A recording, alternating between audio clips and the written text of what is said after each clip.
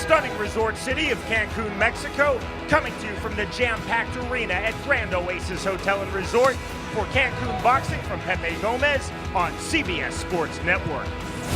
Hey everyone, with International Boxing Hall of Fame member Al Bernstein, I'm Sean Wheelock.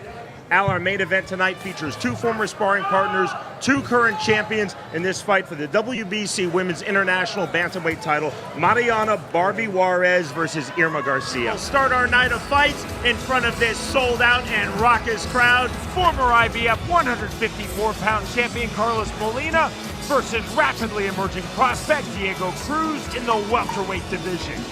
This is Cancun Boxing from Pepe Gomez on CBS Sports Network.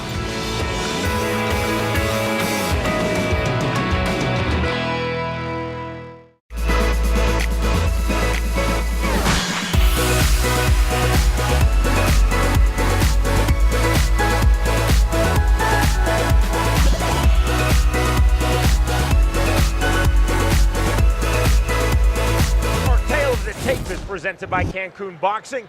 Come for the sun, state for the fights. The key numbers here, probably the age of Molina, a 33-year-old battle-tested and maybe some would say worn pro against a 22-year-old. The bell in round number one. Tonight's fight clock is presented by Grand Oasis Hotel and Resort Cancun. Oasis loves you. Gold trunks for Molina, white trunks for Cruz. Carlos Molina is a defensive master. He fights very well on the inside. He is a good counterpuncher. And young Diego Cruz, who has a habit of eschewing defense, needs to take care of it in this fight. Nice right hand by Molina. Molina, 27 wins as a pro. Just 8 wins by knockout. That's a really low rate for a former world champion. He wasn't even getting knockouts early on in his career against much lesser opposition. Yeah, he's not a huge puncher. He's got enough pop in his punches to make a difference, but he's not a big puncher. And early in this fight, he is landing some nice shots against Cruz. And Cruz is not a quick starter. We saw that against Cano, and we saw it against Lopez. Molina really embraces his style. He said, I'm a pure boxer, and above all else, I have outstanding defense.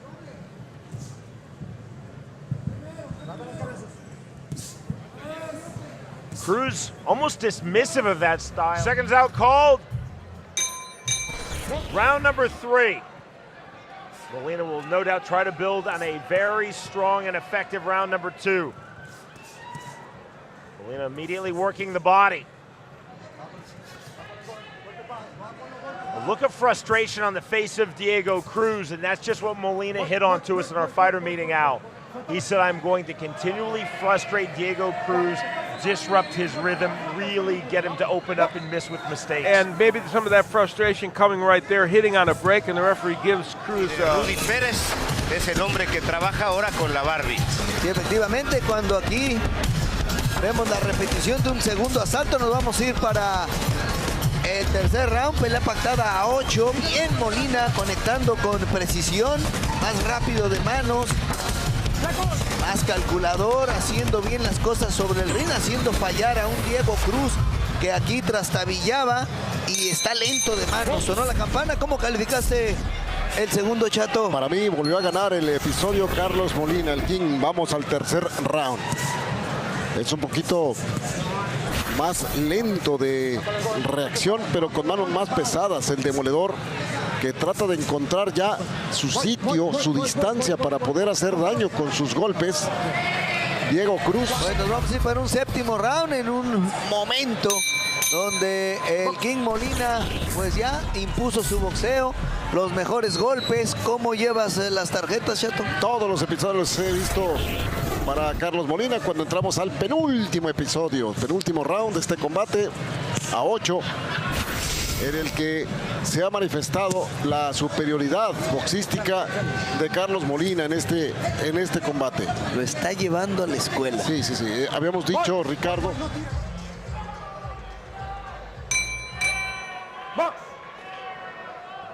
Our 8th and final round. Our fight clock is presented by Grand Oasis Hotel and Resort Cancun. Oasis loves you. Here's Carlos Molina. You know, I talked about all the travails he's been through in boxing, the close decisions, the difficulty. He's coming out here in round 8 saying, I'm not taking anything for granted. I'm going to go right out there and bang away and make sure I at least put another round in the bank. But Cruz landing big shots, a right hand. That's the best punch he's landed in rounds. Pero ante un rival que lo superó en todos los momentos. Sin duda alguna. Bueno, pues la clasificación, como dice Lalo, 80-72 son los números finales que tengo. Todos los rounds, los 8 rounds los ganó Carlos Molina. No nos dio oportunidad, Diego, de ponerle una calificación aprobatoria en alguno de los rounds porque fue dominado. Right hand, that was a very important part of his game plan, and he used it well, and jabbing to both the body and the head. This was just as nice a performance from Carlos Molina as you would want against an opponent who didn't have quite the same experience, wasn't quite on the same level, and Molina turned it in the middle rounds and the late rounds into almost a sparring session where he was able to do whatever he wanted, especially in these instances. Eric Rosales versus the undefeated Joseph Aguirre. Al, again, going back to what we talked about earlier, what Aguirre told us in our fighter meeting. He feels not only does he need to win, he needs to win while entertaining the crowd. We'll see if he has that mindset now in round number 7. Yeah, I mean, you have to presume he may be ahead. It was much of the same as we've seen in the last couple of rounds. Rosales still being game, still competing, still throwing punches on the inside. But for the most part, it was Aguirre landing combinations and landing the harder and more effective punches.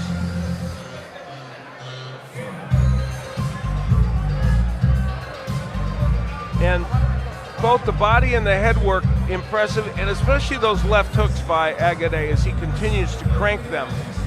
Not all of them getting in, but they would be effective. A very good round for Joseph Aguirre.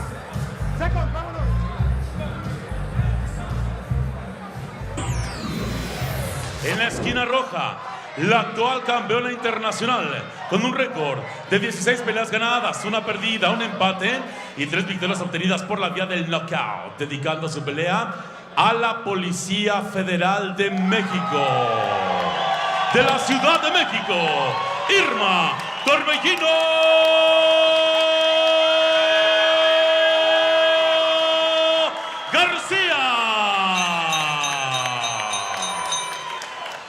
En la esquina opuesta, en la esquina azul, su rival para este encuentro, la retadora, con un récord profesional de 43 peleas ganadas, 9 perdidas, 4 empates y 17 victorias obtenidas por la vía del knockout. Dedicando su pelea a todo Cancún, Quintana Roo y a México. La muñeca del ring, Mariana La Barbie Juárez.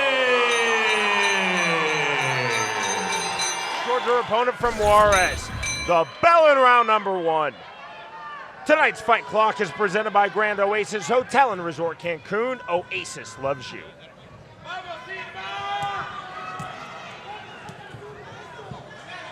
Black and silver trunks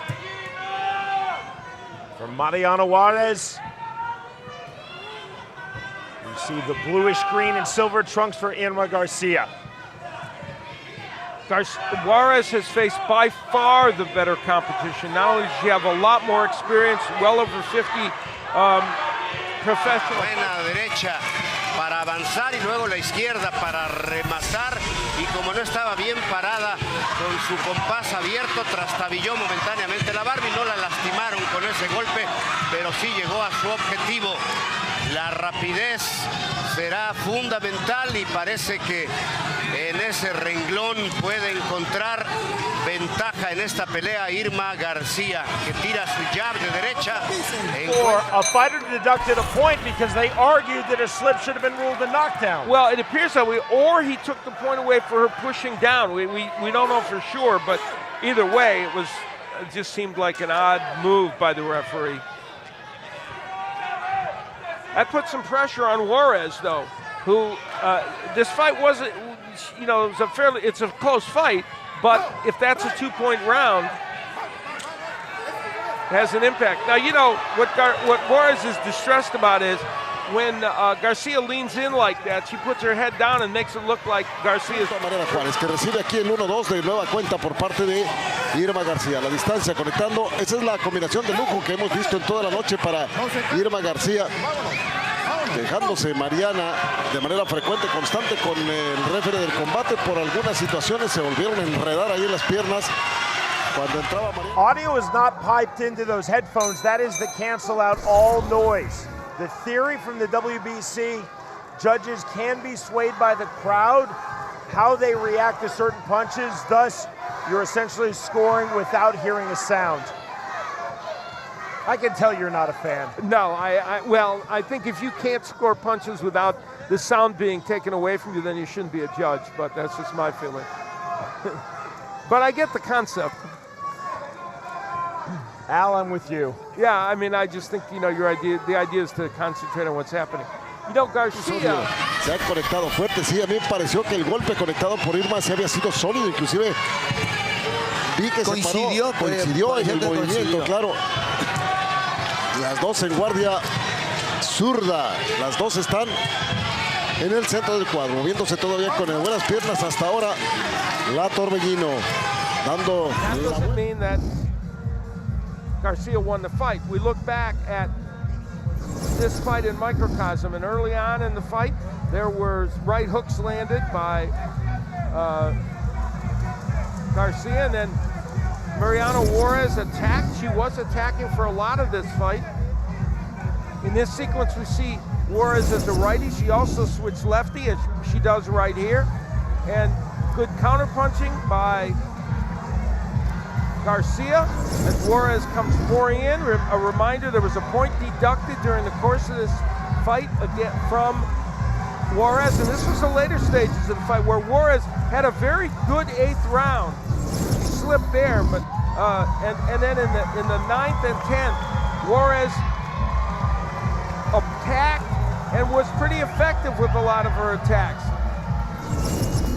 And the 10th especially, and that was where they really got into a lot of our main event of the evening against her former friend and sparring partner, Mariana Juarez defeats Irma Garcia. So for promoter Pepe Gomez, Al Bernstein, and our entire crew, I'm Sean Wheelock. Thanks for watching Cancun Boxing from the arena at Grand Oasis Hotel and Resort in Cancun, Mexico. This has been a presentation of CBS Sports Network, the 24-hour home of CBS Sports.